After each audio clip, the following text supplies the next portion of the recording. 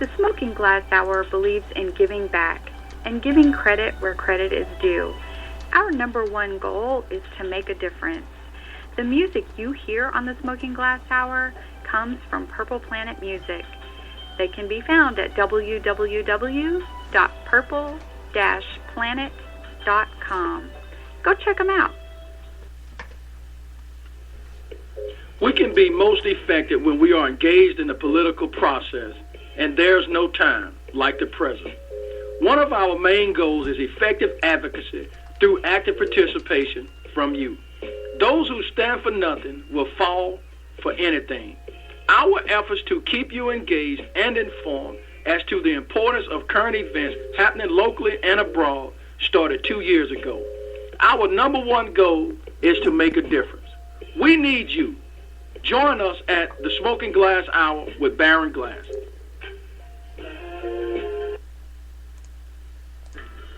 Good evening, everyone, and welcome to the Smoking Glass Hour with Baron Glass. We are honored to have you as a guest tonight and want to thank each of you for your faithful support. Without further delay, allow me to introduce to you Mr. Baron Glass. Mr. Glass, take it away. Good afternoon. Welcome to the Smoking Glass Hour with Baron Glass. On tonight, we will talk just a little bit about justice and fairness and how can it be obtained in 2015. But before we get off into the actual broadcast itself, I'd like to recognize some achievements that has been made by the Caldwell Parish school system. 4 years ago, we set out and hired a brand new superintendent. And this superintendent was unknown to many. As a matter of fact, unknown to all. But there was something that was impressive about her resume. So there were several of us who looked at the resume and was very, very open and honest and very candid with all other candidates. We looked at each individual candidate and we carefully and methodically narrowed those candidates down to 3 individuals. And I believe we had about 10 or 11, and some automatically disqualified themselves from the selection process. Nevertheless, we narrowed it down, and we actually, with a 4-3 decision, we hired an individual by the name of Carla Tillett. And her test scores from all of her previous schools were astronomical. They were very, very, very high. Had high marks, had high rankings. And a lot of people on the outside could not understand specifically what was going on, why this person was chosen, and who we would end up choosing at the end of the day. So after we chose her, as always, when indoctrination exists, meaning trying to change the thought process, the minds of individuals, we had some pushback. And as a result of that pushback, it was a very, very, very rough start. This lady stayed for 4 years, and her last and final day is December the 31st of this year. But before she actually leaves, they always say that it takes about 3 years before you actually start seeing progress. And as a result of seeing that progress, we, Caldwell Parish School System, now is a B school district. And if you look throughout the state and see how many school systems have A, B, C, or D, or failing school district, I think at some point in time you will be very, very, very satisfied, because now when the smoke has cleared and the dust has settled, whether you liked her or not, whether you agreed with her process or not, the facts are now in. What she set out to do, just as she's done in the past, was very, very successful. So hats off to Carla Tillett and her entire team. And that entire team consists of administrators, principals, teachers, paraprofessionals, janitors, bus drivers, cafeteria workers, the whole shebang. Hats off to all of those. So today we received we had the information, but it was under an embargo, which we could not release the information. And we've been knowing this for some time, but we still could not release the information. So let me read the letter that she sent out to all of the employees and students of the Caldwell Parish School System. And it reads, "Dear employees and students of the Caldwell Parish School System, congratulations on your remarkable achievements. The past 4 years have been a difficult but rewarding journey. I'm sure there were many times you felt the desire to give up, but you maintained your dedication and kept your focus. Becoming a B district did not happen by accident. The award appropriately reflects endless hours of preparation and training. It happened because you gave your best effort, worked together, and achieved this goal. Your diligence and commitment is commendable. I am so proud of you and for you. This is just the beginning of a bright and blooming future for the students of Caldwell Parish Schools. Teachers, I know you will continue to do what's best for the students. Students, I know you will continue to set and reach your goals of achievements. May your future efforts be equally successful and rewarding. Remember, it all comes down to 3 big ideas: respect for each other, building relationships, and teamwork. Best wishes, Miss Tillett." And since we have acknowledged the employees, the students, and all of those that's part of the team, the old saying is, the old Negro saying, the old African proverb is, it takes a village to raise a child. Part of that village is you, the public. Part of that village is you, the taxpayer. Part of the village is the parent, the father, the grandparent, so forth and so on. So with that being said, in April of 2016, this is a renewal. This is not a new tax. In a good faith effort, the Caldwell Parish School Board has dropped the bond millage for renovation of schools 10 mills over the last 2 years to help citizens with property taxes. The 8.9 mills from this renewal will generate approximately $500,000 a year. The revenue is split 50-50 between general fund and maintenance and operations. General fund revenue is spent on 5 teacher salaries and benefits. Maintenance, operation spend the remainder of the revenue to help fund school maintenance and repair. It also pays maintenance personnel's salaries and benefits. So since we have proven that what you have been doing in the past, we need your support to go out and support the millage that's coming up in 2016. It is a renewal. We do not want to regress. We would prefer to move forward, to continue to be forward thinking and assist the newest superintendent, Superintendent John Gillette, who is doing a fine job at this point in time. And I see no reason to not support him in his efforts to help get this millage passed.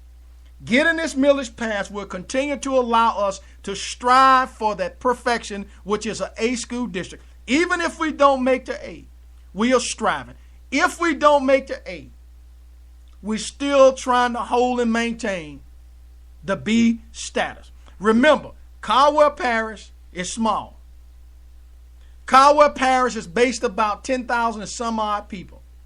Caldwell Parish sales tax is 100% smaller or less than Ouachita Parish, New Orleans, Shreveport, Lake Charles, some of those larger areas. But when you put our school system up against any other school system in the state, the smoke has cleared and the dust has settled. We are a B district. So when you see the employees, even if you have to pick up the phone tomorrow and call a school, call a principal, call a teacher, and let them know that you have heard about the good information, the good reward, it has paid off. The indoctrination has changed. We are now trying to move forward and be prepared for the 21st century. So once again, hats off to Carla Tillett and all of the faculty members, of the Coward Parish school system. If you want productivity, you have to go outside of the norm. She took them outside of the norm. They bought into the program, even with a little resistance. Again, we are now a B student, a B school rather. So once again, for all of those that's out there now, that's messaging, emailing, or whatever the case may be to me, I want to thank you guys for listening in to the broadcast. Your investment has paid off. Anytime you make an investment, you always look for a return. The return is this: a B district, a B district, a B district. So when you ride up and down the highway and you see some type of flag or some type of banner saying B school district, we're hoping that some of the businesses will buy into the concept and display the B district flag or whatever the case may be in your business. So when people come in, you can help us celebrate, because had it not been for the parents sending these kids to school, which is part of the community, we know that we probably would not be where we're at. So once again, hats off to those individuals who played a major role. Stop by and see the newest superintendent-elect, John Gillette.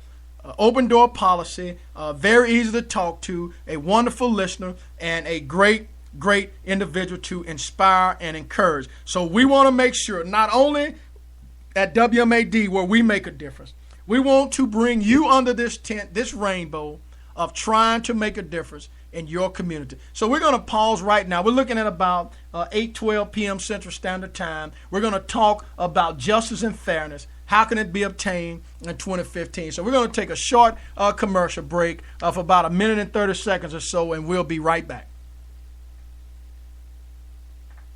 Game-changing innovation will always be at the heart of the Smoking Glass Hour and our goal to make a difference. Just as our message has evolved to meet the challenges of the 21st century, so has our approach to community engagement. We believe when people talk, differences can be made. We believe when diversity exists, it's a pathway to success. Tune in to our live broadcast, social media messages, and join our Make a Difference campaign. Let us massage your ears. Tune in at www.thesmokingglasshour.com or catch us on social media at Baron Glass Hour. We are on the move in the 21st century. Join us. It's time to take back control of our society. Today's world requires an open and honest discussion about the current events. On the Smoking Glass Hour with Baron Glass, our goal is to engage people from different walks of life into a healthy discussion, creating a positive outcome. When it comes to global events, tune in to the Smoking Glass Hour with Baron Glass on Monday nights at 7:30.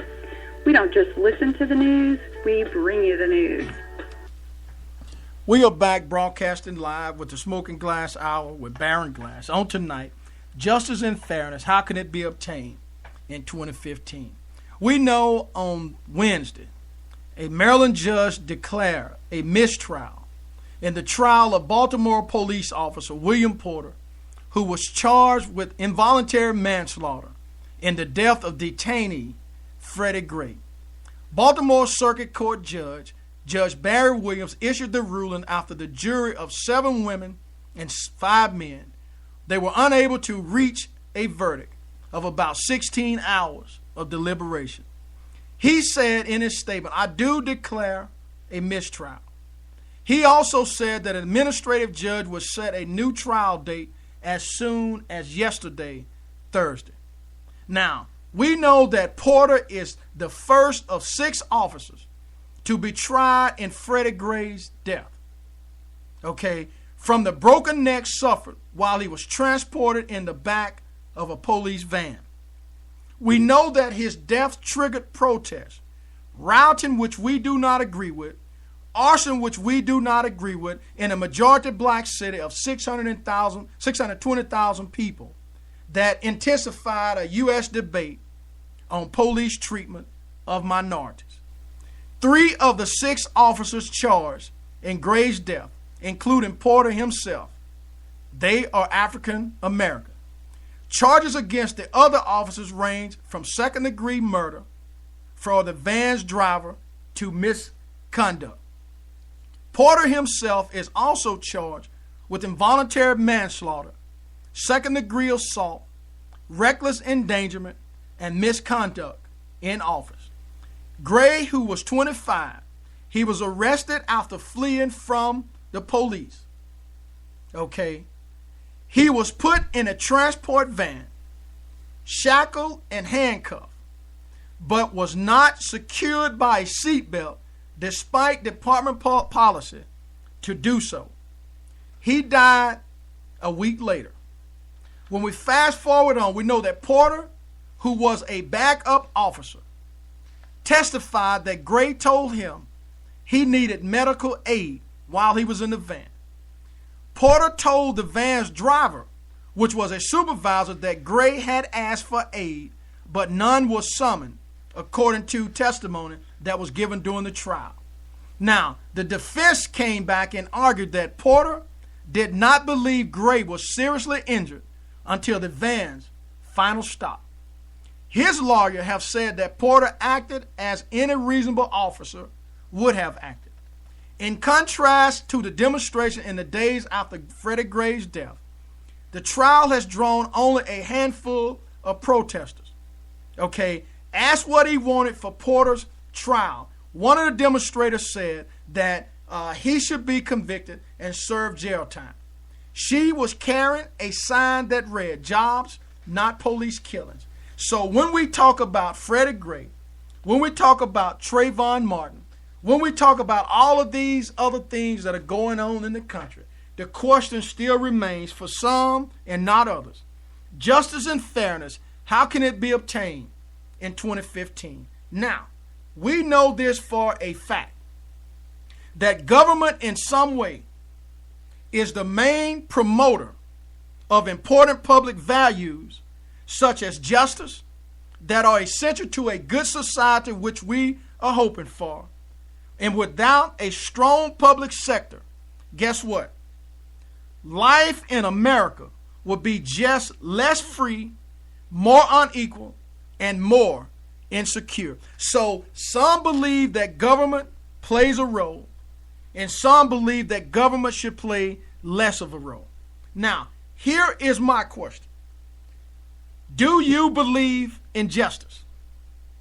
And if you do, that our civil liberties should be protected, that all citizens should all be treated as equal. Some would say, of course. Some may hesitate. But do you also realize that if you are an avid supporter of public values like justice, like liberty and equality, then guess what? You should also be an avid supporter of the government itself.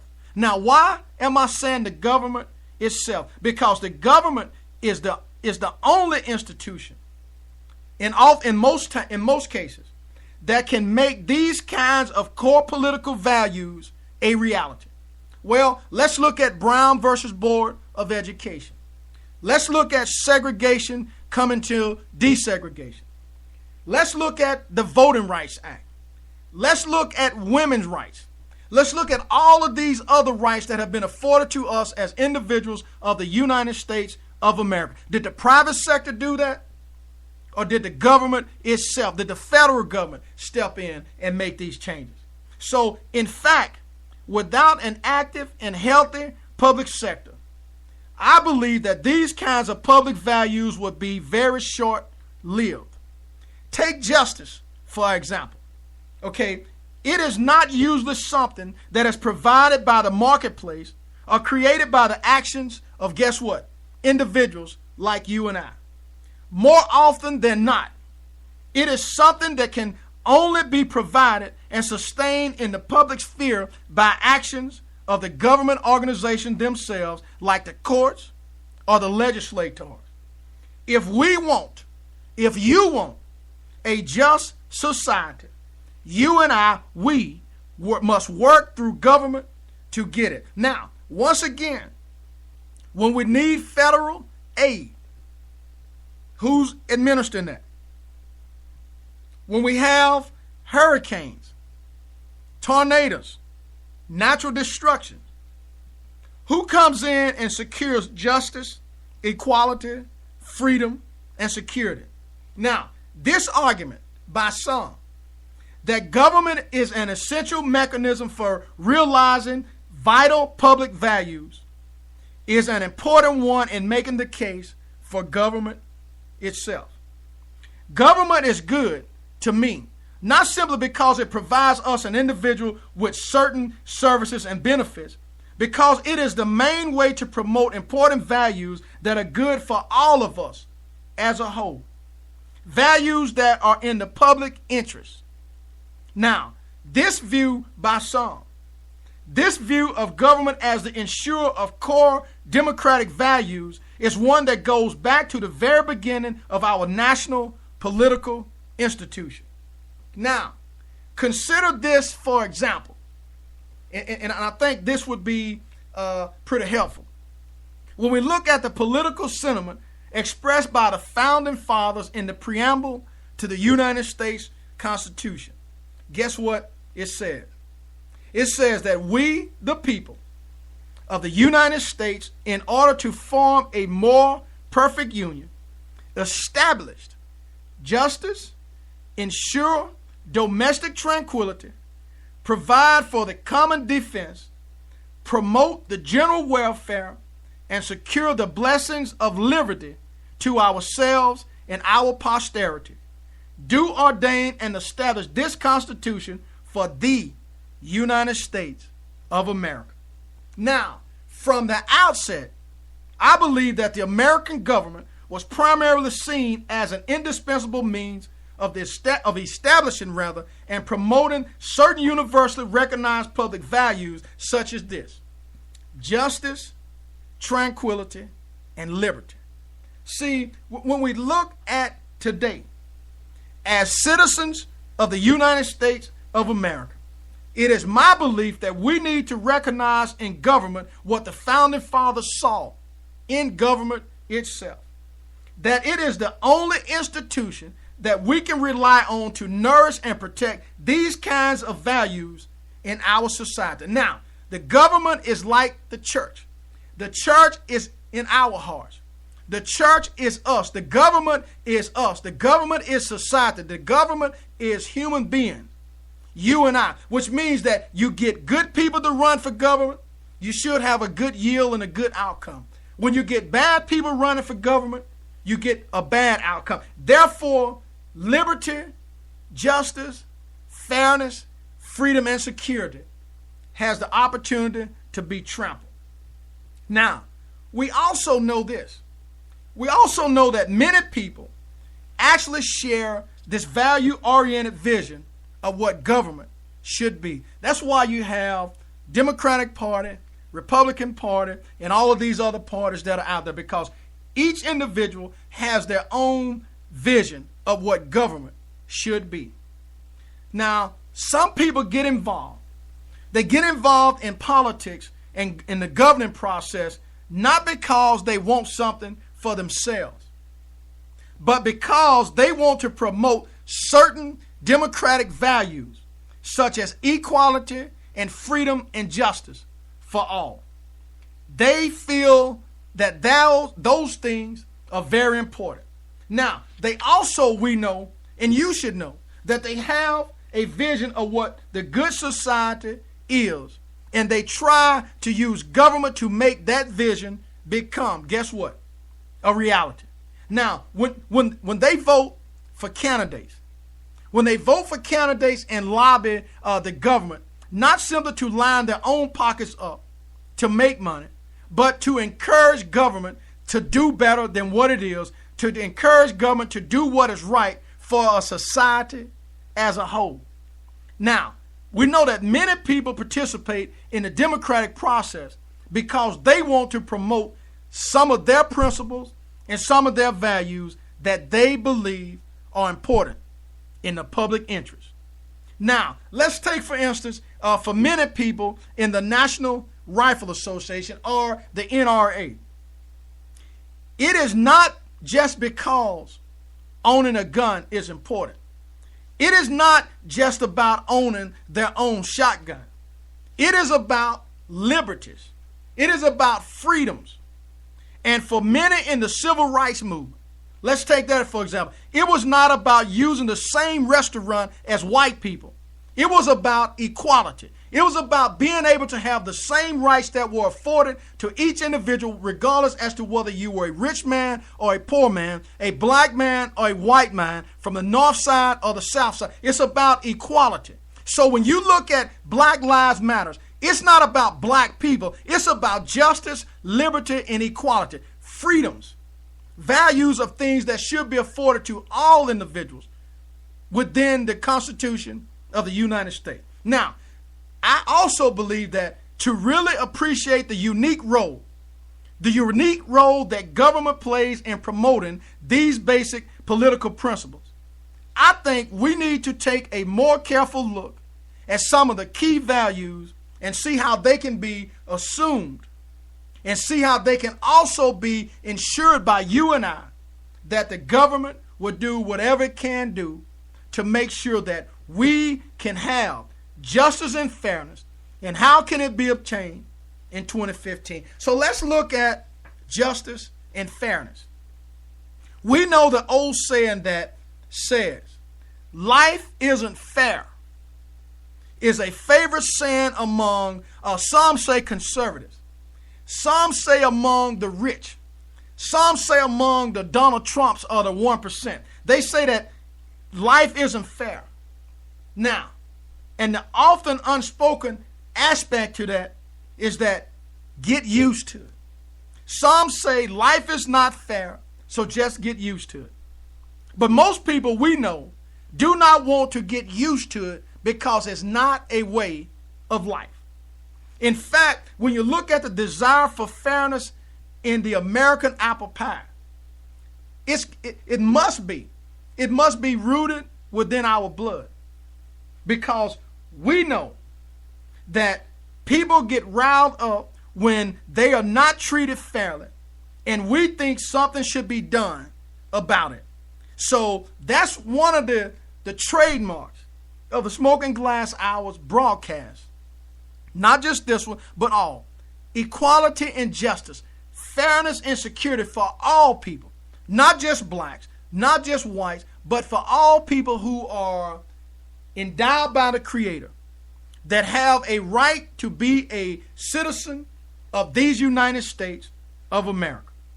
So we know that the most obvious thing happens all the time. We know that government is the main provider, or should be the main provider, of justice and fairness in American society. We know that. Now, many government policies and government institutions are explicitly designed to promote these important public values. So when we have laws, let's take the voting rights. Let's take the Voting Rights Act of 1965. Let's take Brown versus Board of Education, the dismantling of the separate but equal. Let's take some of these other rights that have been given and afforded to all people of the United States. We know that the government, they should be promoting these ideas. So if you have candidates that are promoting something opposite of what the policies are, well, the question is, are we doing or living up to what we say we want to live up to as Americans? Or are we being the biggest hypocrites around the world? We noticed that China said yesterday that America has its own evils to deal with, rather than going around brainwashing and pushing everybody else to doing what they think they should be doing. So we know that there are things that we must do. And the we includes you and I. We know that the most obvious manifestation of this is the criminal justice and the civil justice system that we have here in America. We know that individuals that are innocent go to jail on a daily basis. However, this is supposed to be the best system ever created in the history of mankind. The justice system of the United States of America. Is it perfect? No, it's not. Will it ever be perfect? No, it's not. Can it be better? Yes, it can.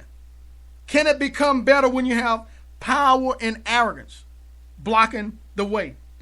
No, it can't. Can it be better if we continue to elect those who have an ulterior motive, which is to set back the country? No, it cannot. So it is the primary way we as a society ensure that criminals are punished and that wrongs are righted.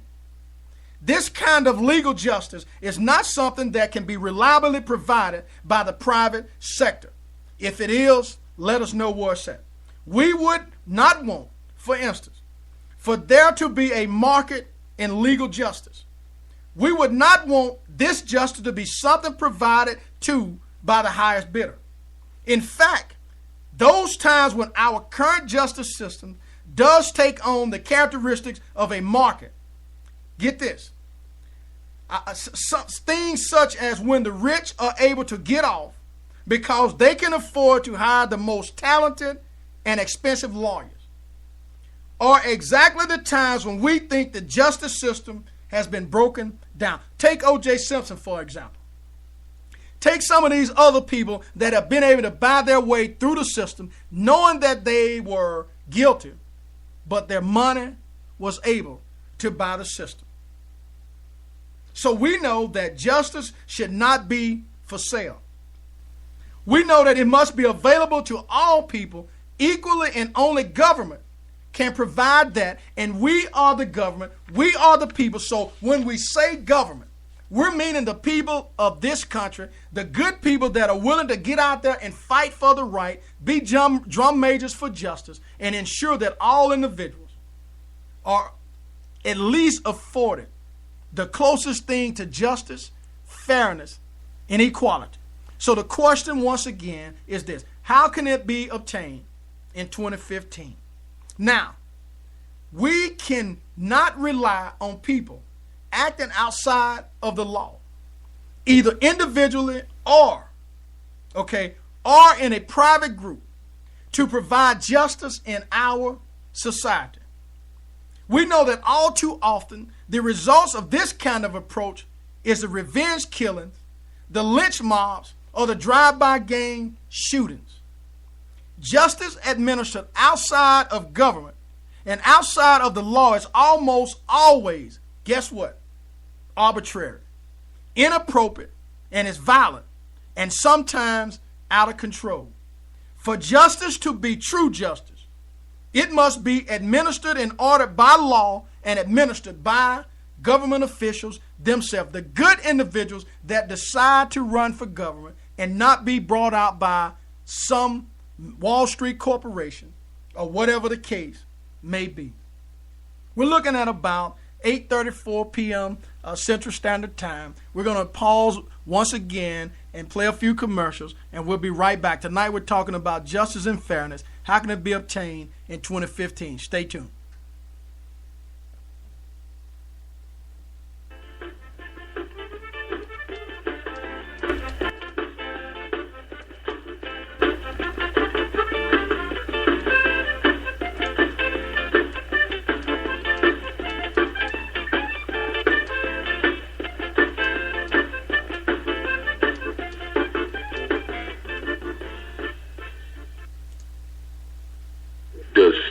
Stokes sell cars that are high mileage with no warranty? Stokes, if my credit is bad, should I just give up? What if I have a cosigner? What if I still owe money on the car? What if I have a pay for a trade and or money down? Can I come in? Go down and see Anthony Stokes at Steve Landers Kia at 4600 South University and let him make you a deal. He's the deal maker. He said that if you're thinking about going to another dealership for a better deal, Anthony Stokes at Steve Landers Kia said, call him today at 501-952-2868, 501-952-2868, or go online at Steve Landers Kia dealership in Little Rock, Arkansas. Put Anthony Stokes as your salesperson, or go by the 4600 South University Steve Landers Kia location. Anthony Stokes, the deal maker. We are back broadcasting live with the Smoking Glass Hour with Baron Glass. Tonight we're talking justice and fairness. How can it be obtained in 2015? Now we know that there are many types of justices.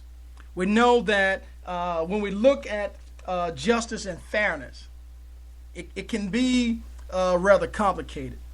There's a such thing as social and economic justice as well. Now, it is important, in my opinion, to see that the government is not only the sole source of the legal justice, but it is also where they usually can go to promote social and economic justice as well. Now, we know that Americans, they have a strong moral sense that people should be treated fairly and that people should get what they deserve, irrespective of their class, their race, their gender, and age. Now, the mechanism that we feel of government is usually the only way that this kind of social fairness and justice can be effectively promoted. Many government policies, we know, from minimum wage, if you look at that, laws to anti-discrimination rules, exist primarily to ensure that Americans are treated fairly. When we look once again at the Voting Rights Act of 1965, when we look at Brown versus Board of Education, when we look at the dismantling of Jim Crow, when we look at the dismantling of segregation, when we look at all of these other things that have taken place, most recently that civil unions are now recognized as marriages. When we look at the abortion situation, the abortion rights, capital murder, when we look at all of those types of laws that have been administered, government are the ones that implement those laws. But they're not just implemented by government because the individuals, you and I, we vote on those things. So when you look at people who are running for office, most people try to identify with those who have the closest philosophy of what you believe in. Because we know that sometimes you can have people too far to the left, you can have people that's too far to the right. Regardless as to what party you're in, does not matter if it's Republican, Democrat, Independent, whatever the case may be. If you have a candidate that represents your party that's outlandish, that's too far one way or the other, rather than support that person just because of the party itself, serves no justice at all. I believe that right is right and wrong is wrong regardless as to who's doing it. And if you're doing wrong, you're not excluded. I'm not excluded. No one is excluded. When we look at the securities of this country, we know that based on 911 moving forward, that security is something not thought of as a democratic value in the same way as more obvious things like justice or freedom. But I believe that security should be a part of the justice, the fairness, the equality, and all those other things, because we believe that creating a safe and secure society and protecting people against major threats to their welfare are an important functions of democratic government, because we believe that it goes hand in hand. This was clear even to the creators of the Constitution, who listed, guess what? Ensure domestic tranquility. And guess what? Provide for the common defense as central reasons for establishing our democratic government. You see, because I feel that they understood that an ordered, peaceful, and secure society is not possible without the constant actions of government. So when you look at government, when you say that government is too big, when you say that government should be less, when you say that government is overstepping its boundaries, well, if it were not for government, segregation, Jim Crow, separate but equal, Plessy versus Ferguson, and all of those other things that existed prior to the passing of these laws, guess what? More than likely, they probably would still be in existence, because government has a role. Government should not be the only role. And that's not what's being said here tonight, because we know that some of the conservatives, those who are too far, are often very inconsistent in their view on this. Inconsistent, and in some cases might be borderline hypocritical in their view on where the government should be providing security.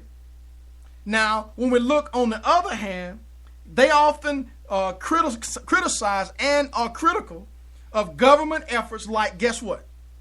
Social programs and regulations. Well, social program, let's take farmers for an example. They receive benefits. If they don't produce a yield, then they can apply for subsidized or subsidies or whatever the case may be. So those are social programs, or programs that allow monies to be given. Social programs would be more like welfare, Medicare, Medicaid, so forth and so on. Now, which they try to manage and reduce risk for families like you and I. Now, when we look on the other hand, they are obsessed. Guess what? Obsessed with national security, and they are willing to spend hundreds of billions of dollars on that. So it's the way I look at this.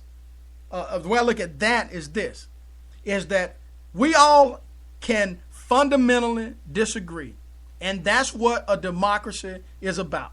We can fundamentally disagree as to what path we need to take to get to the road of success. So, because some believe this in this party, and some believe that in the other party, that's fine. The problem exists when we cannot function as a society. The left has to throw rocks at the right. The right has to throw rocks at the left. They monopolize any other party from getting involved.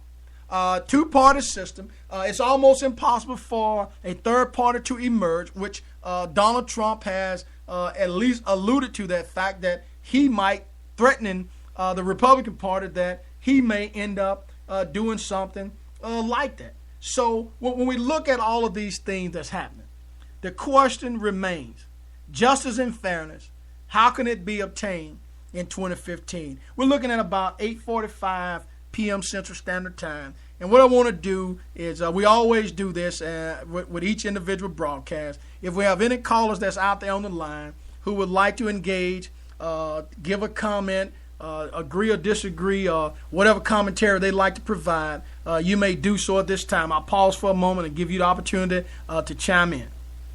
You have any callers? We know that there are callers out on the line, and we also understand that sometimes people would prefer to listen rather than talk, and that's fine. The only thing I know is that we want to make sure that everybody that call in, everybody that participates in the broadcast, have the opportunity to play their role, to get their message out, to be heard, so forth and so on. Because here we are. We know that equality is a problem. Okay? Now, but before we get to that, we know that conservatives also support dozens of laws and programs that serve to minimize risk for companies and markets. For example, corporations are shielded by limited liability laws in every state within the union. Bankruptcy laws also play a major role in protecting corporations from financial risk. Now, we know that regulations that stabilize the money supply also work to minimize the risk for business itself. So for the conservatives that are out there, strong government actions to protect us against foreign threats and to reduce the financial risk to businesses is highly desirable. They only oppose government risk management when it involves policies that protect the public. Now, that is a fundamental disagreement. So when we look once again at justice and fairness, the fact still remains and the question exists, how can it be obtained in 2015? We're going to pause one more time. We're looking at about 8:48 p.m. Central Standard Time. We'll come back and provide a little closing commentary, and we'll open up the lines one more time to see if there's anybody else out there to talk. We're going to pause briefly, and we'll be right back.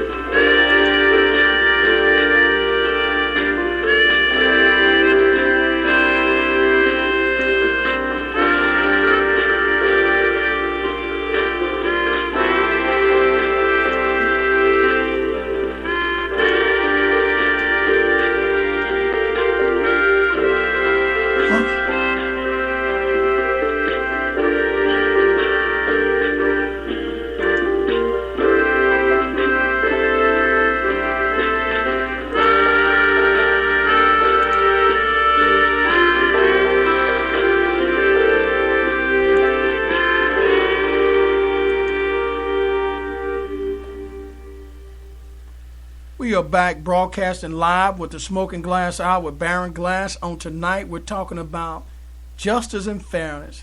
How can it be obtained in 2015? We talked a little bit about justice and equality, justice and fairness, rather. Then we tried to hover on over and talk about social and economic justice. And then we talked briefly about some of the things that are going on with regards to equality. Now, we know that equality itself, equality is another basic American value. But the question is, who receives equality in this country?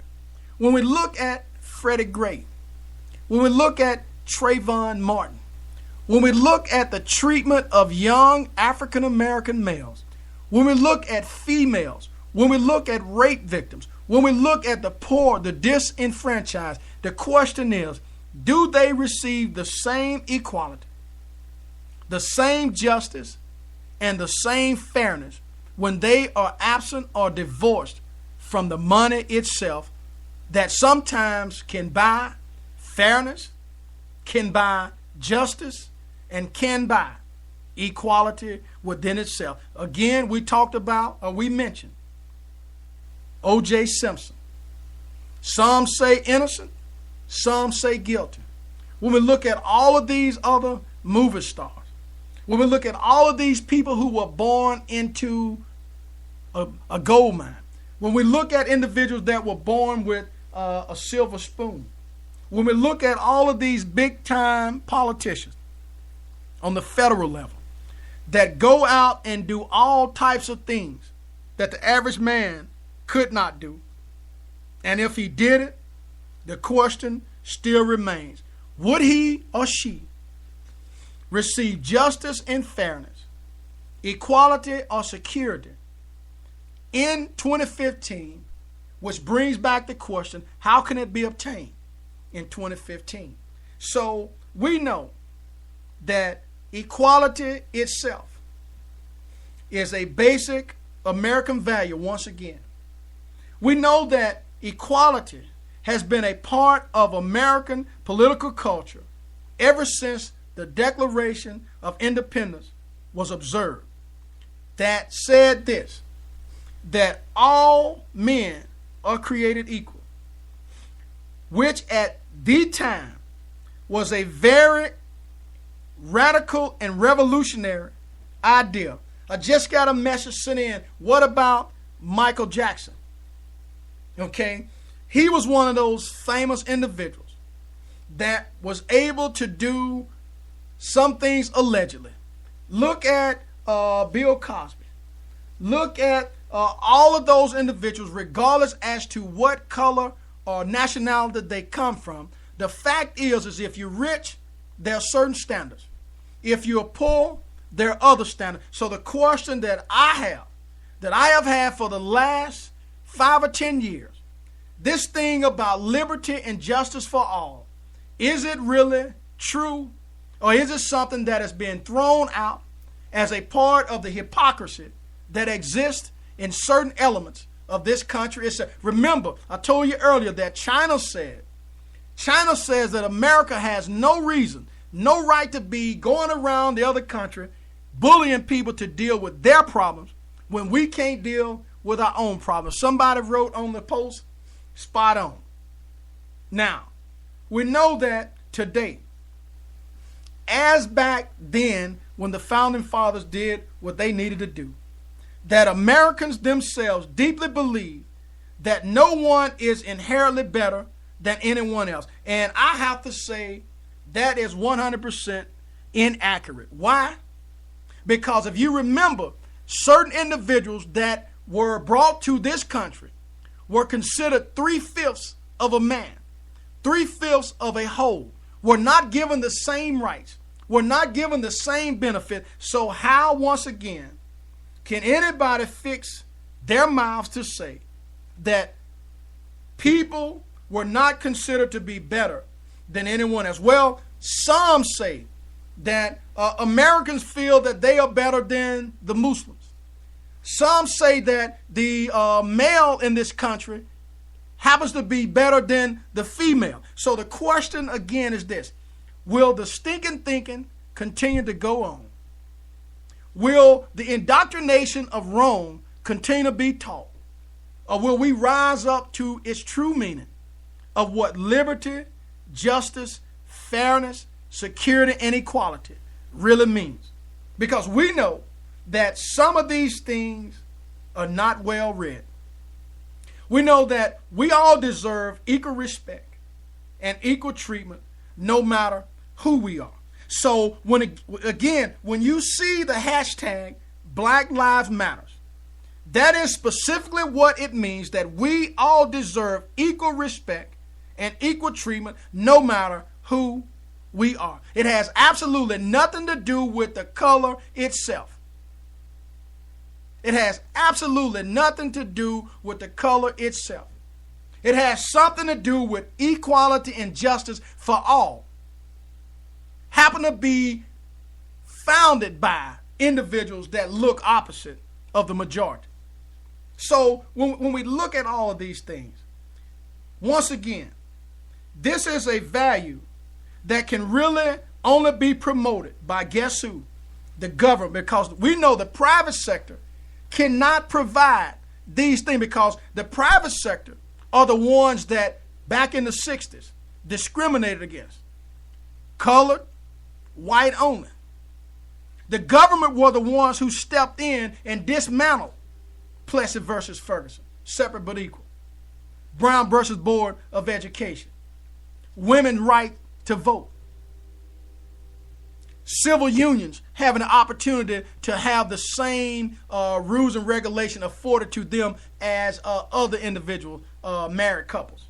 So government does have a role. Now, how big of a government role should it be? That's up to the fundamental disagreement. But you can't say you are for less government. And then when the first hurricane comes through or the first natural disaster, you want all the money to be spent. In other words, when you're talking about justice and fairness, you can't have your cake and eat it too. You either have to be a straight shooter. You can't straddle the fence, especially when it's a barbed wire fence. You either got to be on the left side or the right side. And the right side is making sure that justice and fairness is obtained for all people in 2015. Now, we know that, the equality itself, fostered by government, takes several forms. Okay, one is legal equality, which was a central concern of the founding fathers and a major focus of many of the amendments in the Bill of Rights. Okay, in a democracy itself, now we are all equal before the law. Now, let me say this, we all should be equal before the law. So the question, once again, is justice and fairness, equality and security. How can it be obtained in 2015? So the meaning, the word, the context that says that we all deserve to be equal and have equal treatment no matter who we are. How can we fulfill that commitment? So the question is back on you. We know that in a democracy, we are all, or we should all be equal before the law.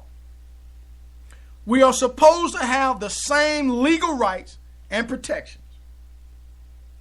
We all have a right to a lawyer.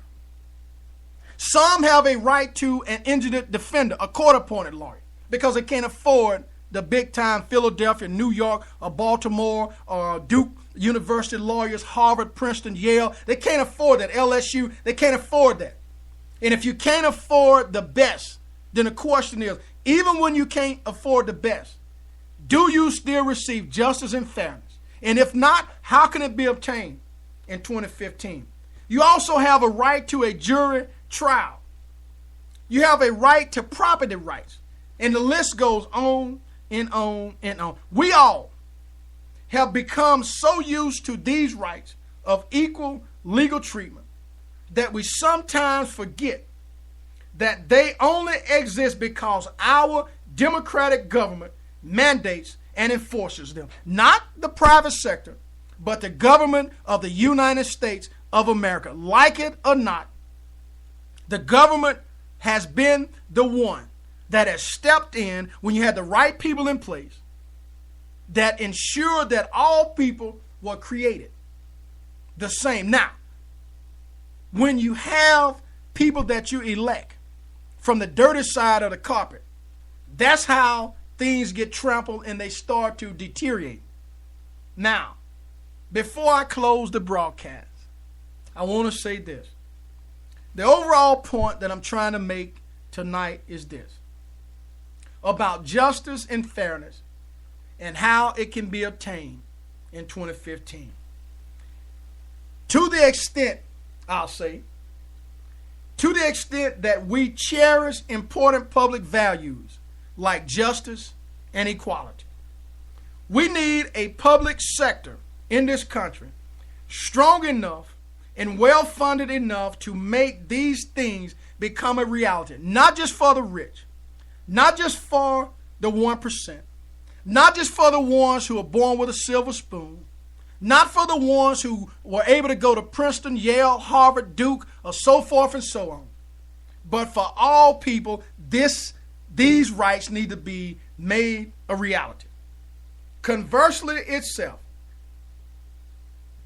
we know that there are attacks that are out there that weakens government, and it forces the good in our society to become negative. We also know that they are attacks not simply on specific programs, but on core American values. And I will take the Donald Trump. He is specifically trying to weaken the core American values that many people from the 60s and the civil rights era have fought for. Why on earth would you want to discriminate, to deny immigrants who the American Indians were the first ones here? So for him to come out and want to deny something that, well, we know the story. My point is this. Let's not continue to be hypocrites. When a Republican Congress, okay, and I'm specifically narrowing this down, when a Republican Congress or a Democratic Congress limits the use of class action suits, this limits our access to justice itself. And a refusal to raise the lagging minimum wage is a denial of fairness to low-income workers. If anti-government zealots, if anti-government zealots succeed in their efforts to continue to cut taxes, restrict social spending, and roll back the regulations that have moved us forward, guess what? We will then have a less society that is less just, more unequal, less secure, and guess what? More unfair. So the question remains the same. Justice and fairness, equality, and all of those things, how can it be obtained in 2015? I close by saying this. In short, a less decent and less civilized society is what we will have. My final question to you is this. Is this the kind of world we want to live in?